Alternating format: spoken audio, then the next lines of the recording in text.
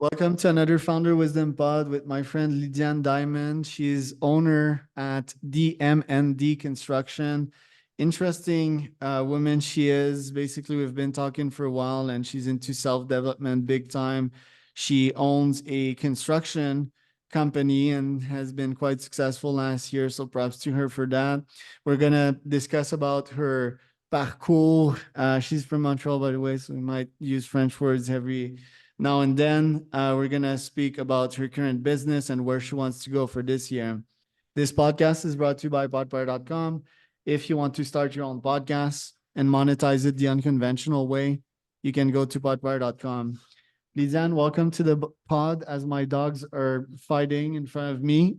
Can you tell me a bit more about yourself and about what you're up to nowadays? Hello, Charles. Hello, everyone. Thank you for having me here. I really appreciate the time we spent together and the conversation we have as well. So what what I've been doing lately, right? So it's been the end of the year.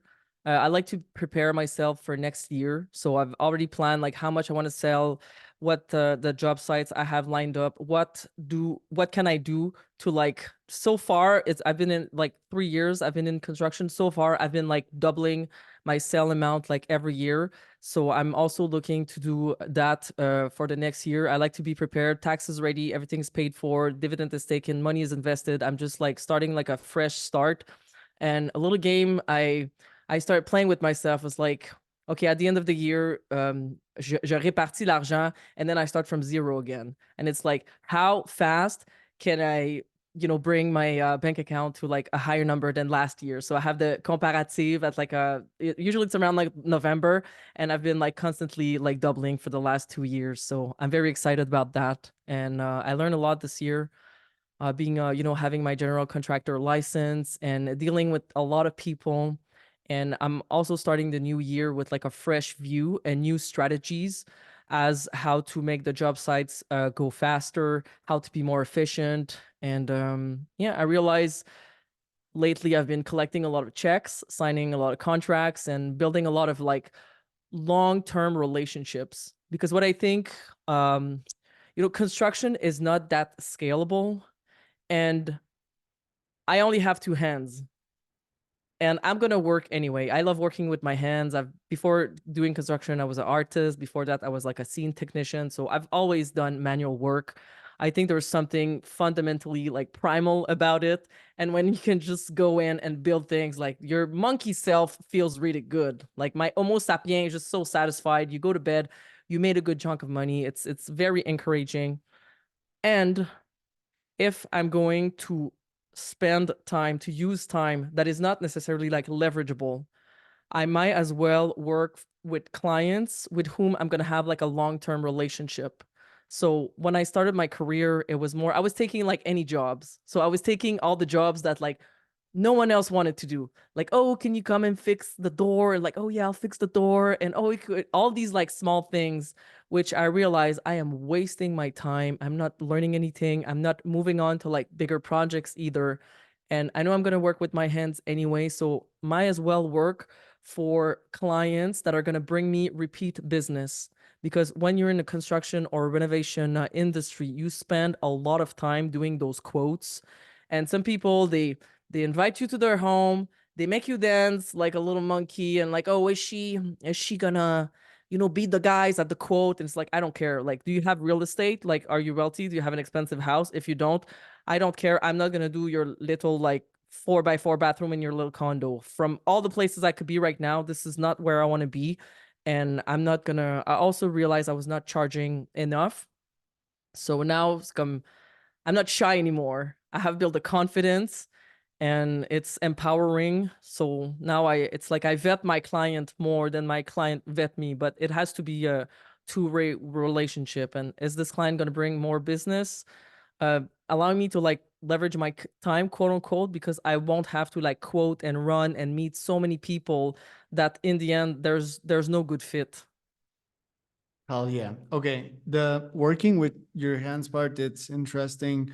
My side, I've always overused my brain and Mm. worked into IQ stuff. And only this year did I started using my hands to build stuff, at this house here. And my vision is that I'd have, yeah, this ranch in which I'd have a laboratory, and I'd build bots with these hands. I'd build cars and all these things. I'm really good with my hands. Seems that because I've always been training in an athlete, and it seems like the Mm. brain, and if you have a good brain, you should be able to build good shit quickly. And if you know how to build businesses, you can build very impressive stuff very quick with your brain. You're like, how the fuck did I build that?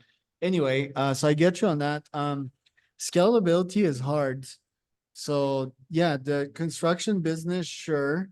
Um, Hiring humans, you and I, we talked about, yeah, the limitations of that. Most humans are lazy and just or just are self-interested, they don't want to see really your company grow. So Mm-hmm. what would be your plan this year to scale? You want to get in the coaching business. But yeah, for example, me, I've been in that business for a while. It's fun because you learn from your clients, and then that brings Mm-hmm. like more campaign ideas. And if your passion is to launch stuff and grow like myself, it can be fun, but scalability is hard. And then, oh, you can think about starting a SaaS, and more scalable company. Me this year, I think I'll be leveraging the financial leverage, which is probably, yeah, raising funds and getting publicly listed, and use the financial leverage to grow my companies, because I'm already using bots and automation. But what's your plan to scale and to get more clients and to get the growth that you want and deserve? So my plan so far, so this year I'm gonna manage my first big project, which is a project that is worth like $300,000. So I'm looking forward moving more to like a project manager than like doing the work myself. Because, and we spoke about this, it's extremely hard to find people that are interested in your growth. Like you said, people are like self-interested, but the if you can build relationship with construction companies like specialized contractors, oftentimes there may be a team or like two, three, four, five people, and like the entrepreneur, the boss is like working with his employees. So like he's driving the job site, and if you find um guys or people that have like similar work ethic and like similar drive, they just want to get the job done because they're so busy, and they appreciate like the prompt money. Me, I always pay my contractors like right away, sometimes upfront, like and I've seen the relationship build because of that, because when I need something, they're there right away because the payments are prompt. Usually in construction it can go up to like 30 days, but me, it's just like right away in their pocket. They can trust me, I can trust them. And I'm gonna say like this year, it's more like building my portfolio of like subcontractors that are efficient and doing things right, so I can go and like take on these like bigger projects and manage them. So that for me would be like leveraging my time. And also I'm looking forward to creating my coaching business. I haven't yet decided what the exact niche is gonna be, but I'm leaning toward accountability and assertiveness, because I think a lot of people have a hard time asserting themselves, and it leads to just a life where they drift away. They think they know what they want, but they're getting played by all these marketers, all these brands, all these TV shows, all the like the mental junk that is taking the bandwidth and preventing them from becoming themselves, who their true self. Sorry. And if you assert yourself, you got to assert yourself with yourself at first. When it's 3 in the morning and I want to stay in bed, it's like, no, I am waking up and I'm going to work at -40, doing framing. I am going to do it. So I think it starts with like yourself, and then you can assert yourself in the world. What do I want? How do I get what I want? How do I get what I don't want? And also like the accountability. When it comes to construction, you can take people's money. There are like terrible legal consequences if you take somebody's money and then don't do the job. Like if you took the person's money, you took a deposit, 30%, 40%, 50% deposit, you have to deliver the goods. So to teach that and to empower people in becoming more assertive and more accountable also to others, because when you're accountable, other accountable people, they're like, oh my gosh, like she's interesting, I want to do business with her, okay, let's do something, I know she's going to deliver the goods. And that's definitely something that is not the norm today. So it Right, can't. especially if you go with a niche, and especially if you have a story that they can relate to. So, what's your story? What brought you here today What brought me here where I am in construction in life? in life? Yeah, I was always hardworking and definitely always felt and known. It was hard for me to relate to other people. And it's like, I feel like winners like us can tend to be um, shut down by the status quo that is around us. Like, oh, don't do a business, don't do this. Have you like? It's always like the fear of like creating things, or it's like the fear of the unknown.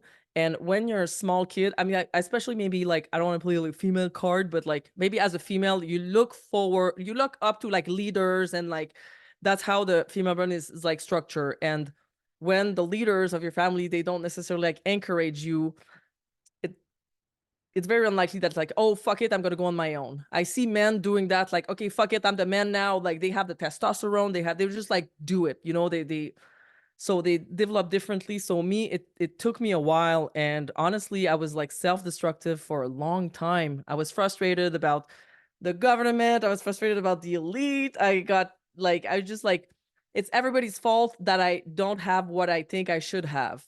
And when I started investing more into like coaching about like 3 4 years ago, it really fixed me. And I really started to also, when I started like sports, CrossFit and weightlifting, is like, oh my gosh, I'm in control of my outcomes. I mean, it's not my father's fault, it's not my parents' fault, it's not society's fault. So getting out of like victim mindset really propels me like to where I am today. Because even though I was a hard worker, I was hardworking, I like working 7 days a week, that's something that the status quo will always like discourage. Like, oh, you work too hard, don't do this, don't dream too big, don't. I always wanted to make money, a lot of money, I just didn't know, not know how. And I believe today construction is a renovation, like craftsmanship is a skill that is disappearing because a lot of people are like retiring, and the young people, they're not interested in doing that. It's too hard. It's too hard. It's hard physically, it's hard psychologically, and you really have to have like tough skin to be in this business. So about I live in a big loft, and I always like to rent rooms and offices. And at some point I get a phone call, and there's like a deep masculine voice. And I had like rooms to rent listed on the internet, you know, on local pages. And I pick up the phone call, and there's a deep voice, and the guy goes like, listen, I really got to find an office because all my paperwork is on the kitchen table and my wife is threatened to divorce me. So I said, okay, come here. I have office space. You can come and rent. And he came, and that's how I met Paul. And you know, little by little, by back then I had my art culture business, but he would always like ask me for like, oh, do you know someone for a website? Do you know someone for this? And he thought I was quite resourceful, and I thought he was a very interesting character. And at some point I told him, I said, hey Paul, I'd be interested to try construction. And he said, okay, we could try it on the weekends, you know, maybe 1 or 2 days a week. If you need to fill space, you can come work. Okay. And from then I started working with him like every week, 80 hours a week during COVID. It was like crazy. I learned so much. It was very difficult at the beginning, to be honest. It was extremely difficult. And I toughened up, and he really took me under his wing. And today I have a life I could not dream of having. What was tough? Was it like working with your hands, or adapting to something new, or the fact that you were jumping into something new while the world was falling apart during COVID, especially in Canada and Montreal, in which they closed down everything? No, it was like, it was really good to just go on, like fully go on into something while the world was like going crazy, because it's like I was able to completely faire abstraction de ça. Like I was like busy working. It's just like the sometimes I did not know how to do things, and it was like difficult, like mentally, physically not so much because I was fit, but like mentally. And Paul, he's very, very like strict, very severe, and I used to take things personally all the time, and he would tell me like, no, it's not personal, no, it's not personal. And sometimes it would hurt my feelings, and I guess I was just like, honestly, like being a girl, which is crazy to say, but it was a feminine instinct. I was like, oh no, this is difficult, I don't know if I could do it. My gosh, the first day I rented a machine to like break the concrete, I was crying all day. I was like, this is too much. It was just like a lot. And Paul, he was like very strict, very, very tough, very hard. But at the same time, he forged me by his hand. And I've realized today how much I became like him. And often when I started my own business, I used to call him every day and say, Paul, I am so sorry for all the emotions, for all, I so get it now. No, it's not personal. You're right. And he was just happy to like contribute. um yeah, he had a huge impact in my life. And it was just, like I said, like mentally tough. You do sports, it's tough. You do CrossFit, it's tough. But like construction is even tougher. You got to deal with the client. You got to deal with the emotions of the client. So that's something that was like new for me to deal with as someone that's more logical. Even to this day, I don't do too well with emotions, but hey, it is what it is. And you got to learn to And manage did you that as get well. like these unsatisfied clients that were like, what the hell is that? You need to restart? Like, are clients difficult sometimes? Clients are difficult sometimes, and now my contract is like way more strict. Like I just manage the expectations up front, and I'm from a position. Every time I had problems in the past with my own business is because I had like a weak contract, so the boundaries were not set. And that can happen, that you have to redo something. That happens. It's not whatever you're like the best general contractor in the world, or it does happen. And the thing is that construction mistakes are costly because materials are made to last. It's not done to like remove it right away and like redid it. Oftentimes when that happened, it was maybe had an employee or a subcontracted, and they did not do a good job, so I had to come and redo the job myself. Or sometimes you think it's gonna work and it doesn't work, especially in renovations. You got to be creative sometimes to make things fit and to make things work. So I had that happen. I mean, like a couple of times. Like mistakes do happen, and as long as you're upfront with your mistake, it's not a problem. Yes, it's difficult for the client. You're going to be there a little bit longer, but as long as you take ownership for your mistakes, I think that's very important because mistakes are going to happen. Right. Especially yeah, in that industry. And how was it for you to work in that male dominated industry, one, and two, in the Quebec society that always wants to cut the tallest blade grass, meaning that, yeah, they just, we call it petit pain au Quebec. Yeah. People don't really want you to succeed. It's more like on the socialist side of things. So, how did you deal with these two circumstances? One, male dominated industry, and second, like cut the tall blade grass philosophy, crab in the bucket. Yeah, so if you're gonna be in a male-dominated industry as a female, you have to be like 2 or 3 times as good as like the average male, because that's the only way like you could get respect. Because usually, for example, when I usually hire guys, they come with the psychology of like, oh, the poor lady, she cannot do her job site on her own, and I'm here to help her. And then I said, okay, do this, and like they will try to make you question yourself. Like, oh, are you sure you want to do this? And I say, hey, I said it one time, you either do it like this or you leave. I don't care. I don't need you here. So you have to like cut the grass under their feet so they don't maybe let like their ego like sabotage the relationship. But men usually they come from that perspective. But I mean, 80% of the time it's not a problem. I've also realized with the time that like for a guy to take the instruction of a girl, like it requires him to have like a really good self-esteem, because it's like, no, don't do it like that, do it like this. Okay, take this, take this, no, take this. It's like, if you want to be efficient and make money in construction, like you have to go fast and you have to be efficient, because it always depend, like if you take too much time, then you're just eating money. So you have to perform.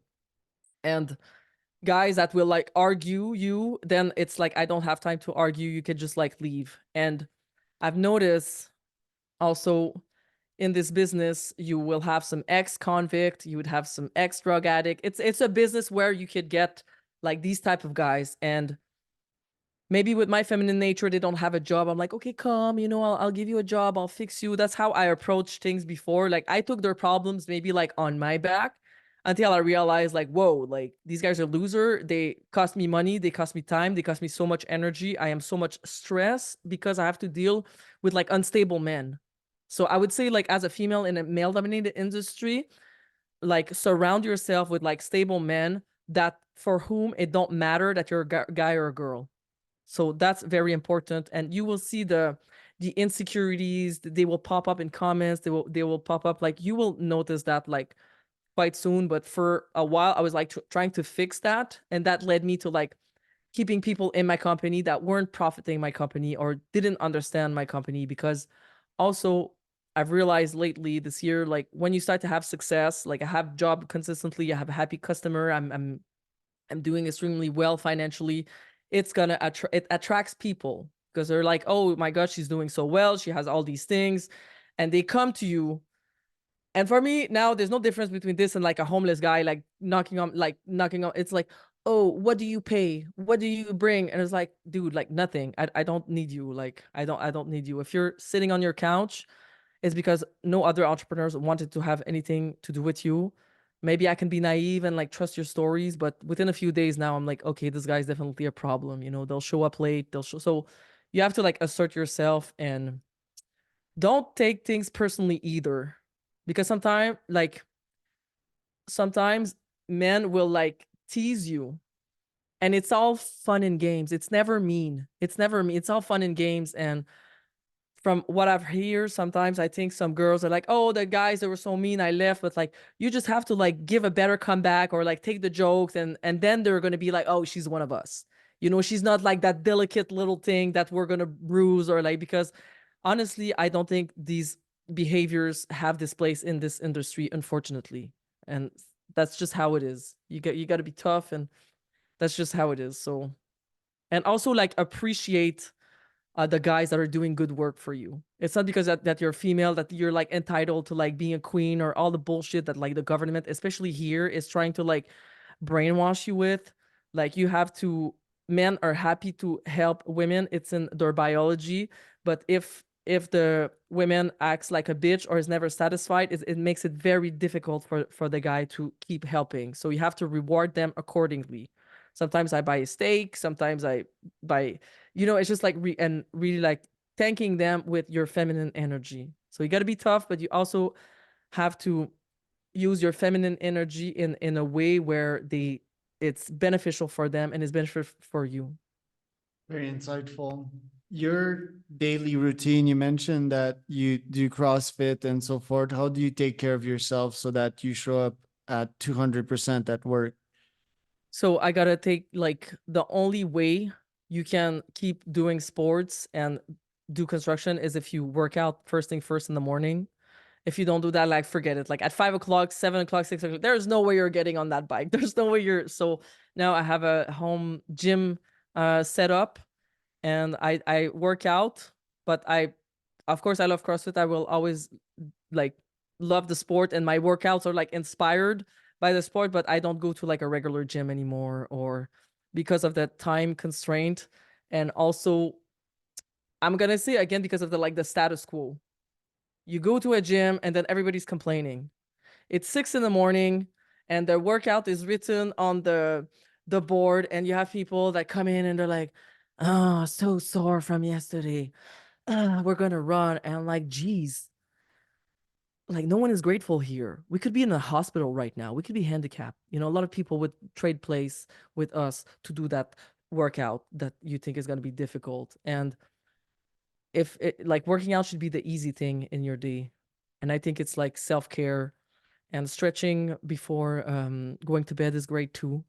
So I don't work out as hard as I used to, but in the morning, that's the only way I've been able to like squeeze it in. And last question, if you look at the Lydiane today and project yourself 10 years in the future, what would the Lydiane in 10 years from now look like? Oh my gosh, she's an absolute baller. probably has a couple of private island, 150 millions in the bank, like money invested, probably managing like big construction projects or doing like my own construction projects, my own development, while having built like a successful tribe and coaching business where I can have like an impact and inspire others to do the same. Love that. Where can we find out more information about you online? Oof. If you want to find more information about me, or if you're interested in being coach in order to be assertive, or some accountability coaching, you can reach out by email. As simple as that.